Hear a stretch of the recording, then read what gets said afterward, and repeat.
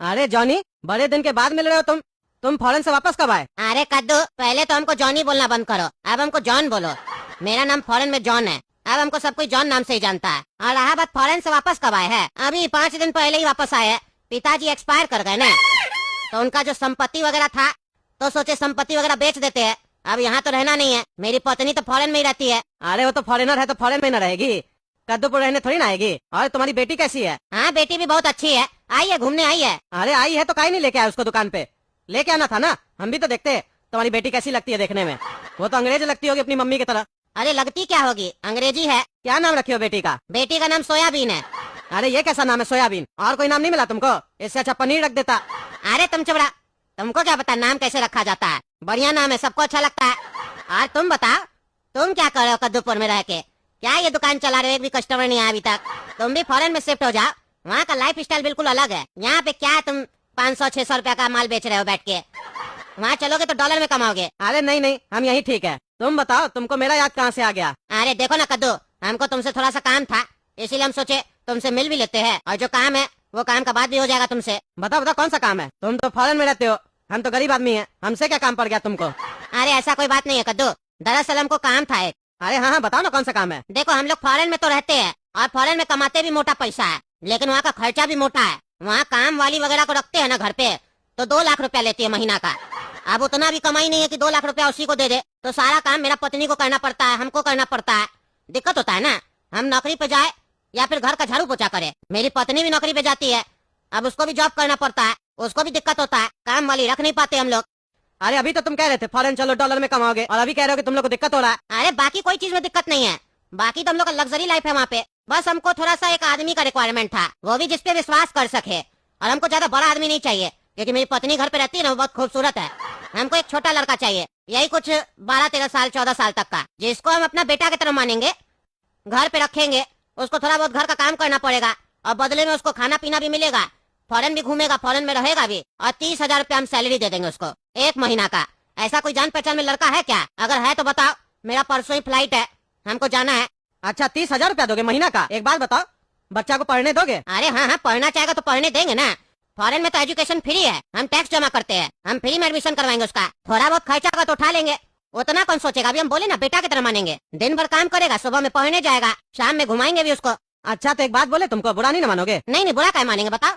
मेरा बड़ा बेटा है ना काला कद्दू, सारा दिन आवारागर्दी करते रहता है, पढ़ाई लिखाई में उसका मन नहीं लगता है। हमको तो यही डर सताता है कि वो आगे चल के कुछ कर पाएगा कि नहीं कर पाएगा। अगर उसको तुम्हारे साथ फॉरेन भेज दे तो वहाँ का रहन सहन देखेगा, अंग्रेजी बोलना भी सीख जाएगा, पैसा अलग कमाएगा। और तुम कह रहे हो स्कूल में पढ़वाओगे तो अच्छा पढ़ाई भी करेगा। अरे कद्दू, हम तुमको बोले ना हमको बड़ा लड़का नहीं चाहिए, मेरी बीवी बहुत खूबसूरत है, वो उस पर लाइन मारेगा तो तुम बता रहे लफंगा है तुम्हारा बेटा।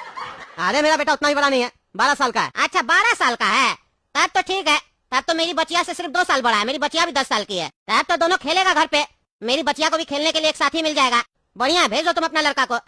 तुम्हारा लड़का अगर है ना तो उसको तो 32,000 देंगे महीना का सैलरी। अरे तो ठीक है, हम अपना बड़ा बेटा काला कद्दू को तुम्हारे साथ भेजेंगे, लेकिन सुनो इसके लिए हम लोग को एक नाटक रचना पड़ेगा। ऐसे मेरा बेटा नहीं मानेगा, और ना ही ऐसे कोई तुमको दूसरा लड़का मिलेगा, क्योंकि कौन ऐसा लड़का होगा जिसका पासपोर्ट बना हुआ होगा इतना कम उम्र में, और वो गरीब भी होगा और तुम्हारे साथ जाएगा भी। परसों ही तुमको निकलना है। मेरा बेटा का पासपोर्ट भी बना हुआ है, और मेरा पड़ोसी टकला नेता है, कद्दूपुर का मंत्री है, वो चाहता है काला कद्दू यहाँ से चला जाए। उसको बोल के हम वीजा भी लगवा देंगे काला कद्दू का जल्दी से। लेकिन काला कद्दू मानेगा कैसे? इसके लिए हम लोग को एक नाटक करना पड़ेगा। क्या वो नाटक करने के लिए तैयार हो तुम? अरे कैसा नाटक करना पड़ेगा बताओ, पसंद आएगा तो करेंगे, लेकिन उतना हमको एक्टिंग नहीं आता, बता देते हैं। अरे ज्यादा एक्टिंग नहीं करना है। सुनो, तुम्हारी बेटी है ना, क्या नाम है उसका? अरे बताए जो सोयाबीन नाम है।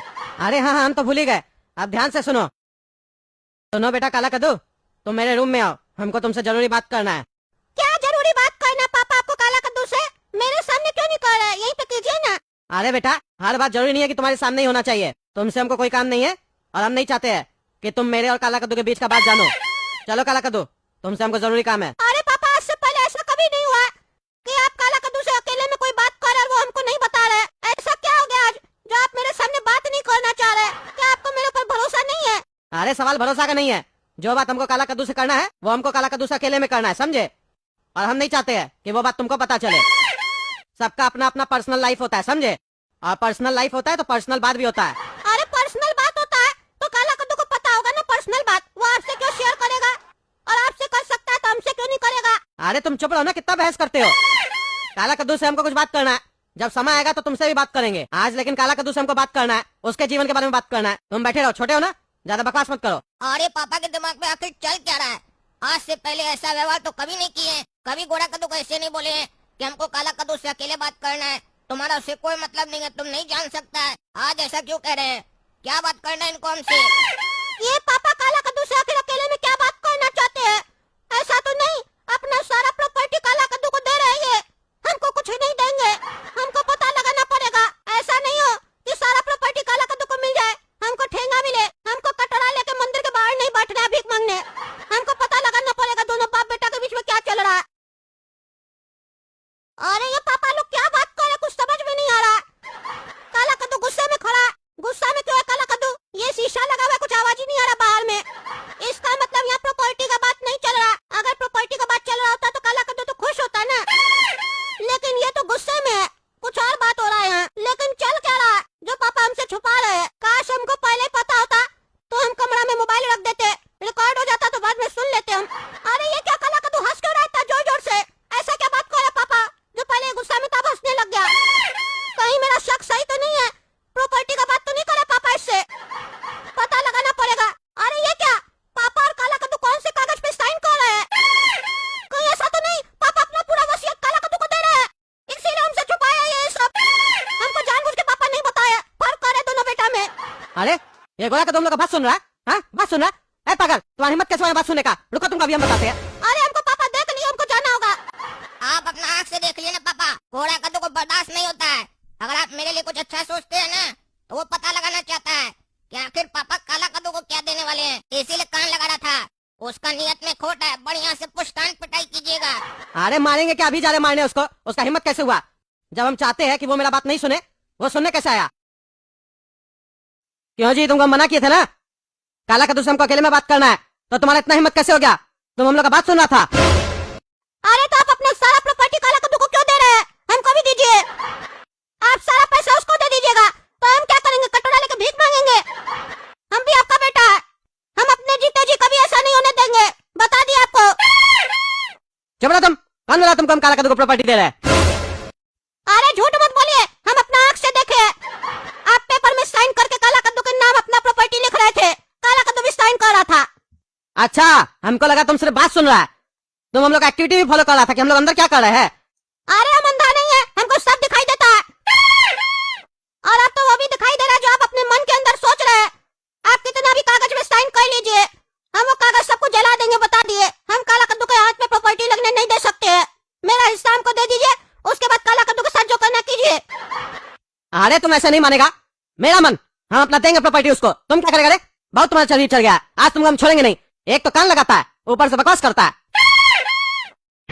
अरे पापा छोड़ दीजिए, छोड़ दीजिए। आप हमको मार के साबित कर रहे हैं कि आप प्रॉपर्टी दे रहे काला कद्दू को। अरे हम दे रहे प्रॉपर्टी, तुमको नहीं देंगे, तुम भीख मांगना जाके। नहीं छोड़ेंगे आज तुमको हम। अरे छोड़िए पापा।